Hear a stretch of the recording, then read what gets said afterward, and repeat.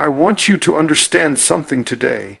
You don't have to fight every battle. You don't have to prove every point. And you don't have to carry the weight of revenge on your shoulders. Because when people rise up against you, when they mistreat you, when they lie on you, betray you, and wound you, there is a God in heaven who sees, who hears, and who moves on your behalf.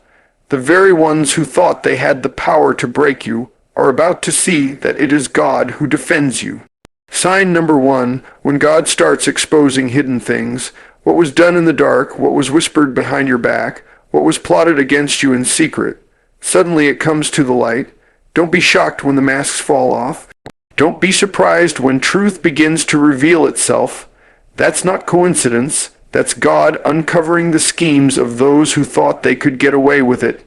Sign number 2, when their own plans backfire. The trap they set for you, they fall into it themselves. The stone they rolled in your direction begins to roll back toward them. God has a way of flipping the script. He said, "No weapon formed against you shall prosper." It didn't say it wouldn't form, but it won't prosper. And while they're plotting your downfall, they end up stumbling over their own devices. Sign number 3, when you start prospering in the middle of their attacks. They said you wouldn't make it. They thought the pain they caused would stop you. But instead of stopping you, it fueled you. You kept walking, you kept building, you kept believing, and now your life is a testimony that no amount of betrayal can block the blessing of God. When God's hand is on you, even the enemy has to watch you rise. Sign number 4, when they can't find peace. Oh, they might smile in public. They might act strong in front of others, but late at night, when the lights are out, they wrestle. Because you cannot put your hands on a child of God and rest easy. The same God who comforted you in your tears will disturb them in their sleep. Sign number 5, when the very people they try to turn against you begin to see the truth. You don't have to defend yourself. You don't have to run behind anyone explaining and justifying. Just stay still. Just stay faithful. God will open eyes. People will begin to recognize who is genuine and who is not. The truth will speak louder than any lie. Sign number 6, when doors start opening for you that no one can shut. See, the attack wasn't about you, it was about your destiny. The enemy tried to break you because he saw what was coming. But the more they tried to block you, the more God made a way for you. You're walking into opportunities that no hater can close. You're stepping into seasons that no betrayal can cancel. And sign number 7, when God turns the pain into power, the wound that was meant to kill you becomes the very place God releases strength in you. The tears you cried water the soil of your future. What hurt you is about to help you. The people who thought they buried you didn't realize they planted you. And now, you're rising stronger, wiser, and more anointed than before. So don't you dare waste your time trying to clap back, trying to fix it, trying to pay them back. Vengeance is not your assignment. Victory is. God is already working it out. He's already dealing with them. And while he deals with them, he's elevating you. When God begins to deal with those who hurt you, the very first sign is that he starts exposing what was hidden. People can smile in your face, clap for your success, and still carry daggers behind their back. They can plot in silence, thinking nobody will ever know. They can whisper in corners, spread lies in shadows, and move in secrecy, believing that the darkness hides their true intent. But the God who sees all, the God who hears even the unspoken, is not mocked by silence and is not blinded by shadows. When his hand moves, what was done in secret is dragged into the light. The whispers turn into echoes that cannot be contained. Those who thought they could manipulate and control situations behind closed doors find themselves standing in a room full of truth with nowhere to run. God has a way of shining a light so bright that deception cannot stand in it. He has a way of making the truth so undeniable that no explanation is needed and no defense is required. The very thing they thought was hidden becomes their exposure. The very plan they thought was sealed becomes the evidence that convicts them. You see, exposure is not about embarrassment. It is about justice. It is about restoring balance where injustice tried to reign. It is God declaring that no one will continue to harm you unchecked. Sometimes he allows it to go on for a season because he is giving people space to repent, space to turn, space to change their ways. But when they refuse, when they harden their hearts and persist in their wrongdoing, God will pull back the curtain.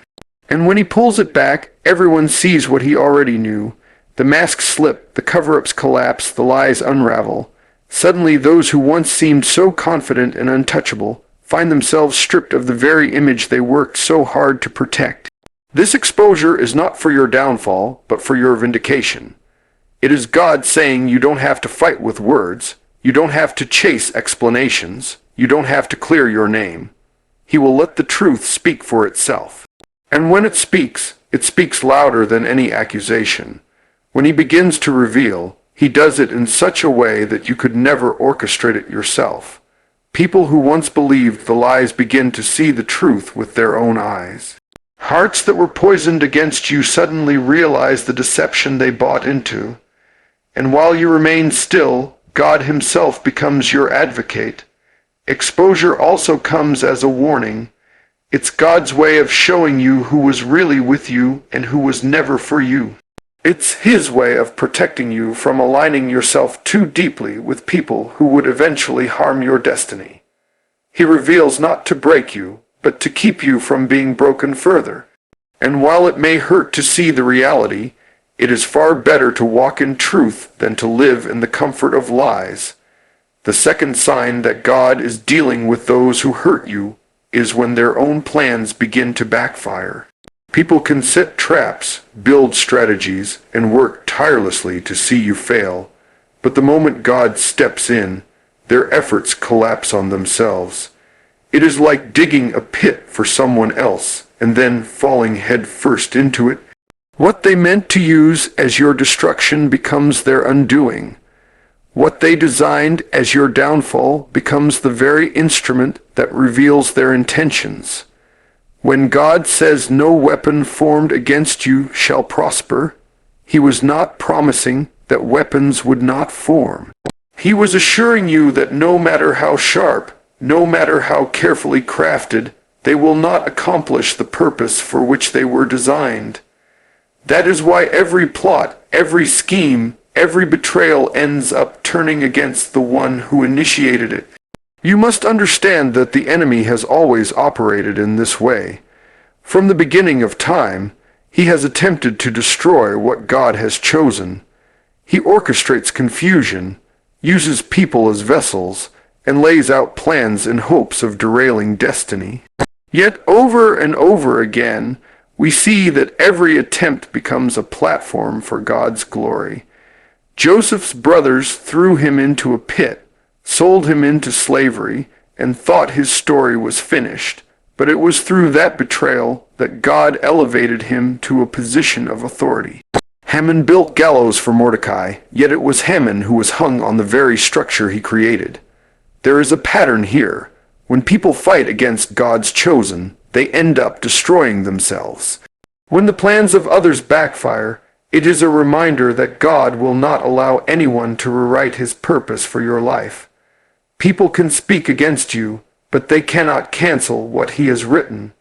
They can try to delay you, but they cannot deny you. What is yours cannot be stolen, and what is destined for you cannot be transferred to another. The more they push against you, the more God uses their resistance as momentum to propel you forward. It is like pushing against a wall with all their strength, only to find that the wall rebounds and knocks them backward. That is how God fights without you lifting a hand, and the beauty of it is that you don't have to retaliate. You don't have to waste your strength proving a point. You don't have to lower yourself to the level of those who wronged you. All you have to do is keep moving, keep trusting, keep walking in integrity. God will handle what you cannot. He will turn what was meant for evil into good. He will transform what was meant to harm into a lesson, a testimony, and ultimately a victory. So when you see their plans crumbling, When you notice that everything they launched against you starts working against them, recognize it as a divine sign that heaven has already taken your case. Their downfall is not your doing, it is the result of fighting against something greater than you, something they could never overpower, the will of God. The third sign that God is dealing with those who hurt you is when you start prospering in the middle of their attacks. There is something powerful about the way God moves when people come against you. Instead of allowing their actions to stop your progress, He uses it as a backdrop to display His glory in your life. They spoke against you, they tried to limit you, they tried to shut doors and cut off opportunities, but God positioned you to rise in spite of it. That is why your success confuses those who wanted to see you fail.